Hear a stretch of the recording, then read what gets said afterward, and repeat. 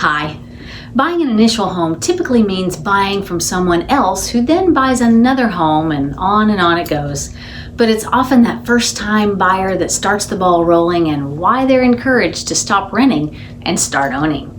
This group is so important that many state agencies and mortgage companies offer loan programs that cater to first-time home buyers with special incentives.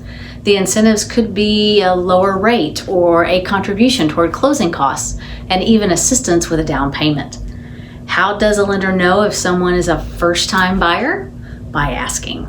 Lenders who have access to programs such as down payment assistance products will ask the applicant the early stages of pre-qualification. A lender will also want to know how many funds are available to close on a home purchase, which includes not just the down payment, but associated closing costs and cash reserves as well.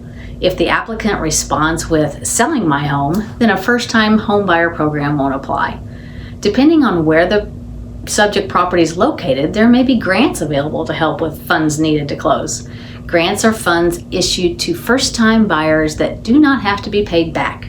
Many of these programs do ask that the applicants live in the property for at least 3 years, and if that's the case, when the home is sold, the grant is forgiven. Various government agencies can also participate in the first-time buyer market with loan programs that offer discounted interest rates. There are usually certain income limitations for these programs, which limit the amount of household income of the applicants, or homes located in underdeserved markets may also work only for first-time buyers. Depending on the location of the property, most of these programs do carry these guidelines. Someone could qualify for a first-time buyer incentive even if they've owned a home before. That may not make a whole lot of sense, but most programs require someone to not have owned a home within the previous 3 years. If that litmus test is passed, someone may qualify for a first-time buyer program after all. Lenders can ask about previous home ownership, but can also look at a credit report for the applicants to see if there is a mortgage account listed. The credit report will report the mortgage account and provide dates when the mortgage was originally issued and when it was paid off. If the mortgage was retired more than 3 years ago, the report will say so. If the mortgage was retired less than 3 years, the applicant would not be approved for a first-time home buyer loan program. Finally, if a couple buys a home together, there's the possibility one will be a first-time buyer and the other having owned a home before.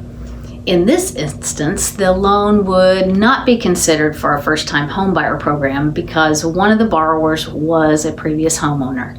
If you have other specific questions, feel free to contact me directly for answers. This is Melissa Waterwall, Real Estate Advisor, and I'm here to help with all things real estate.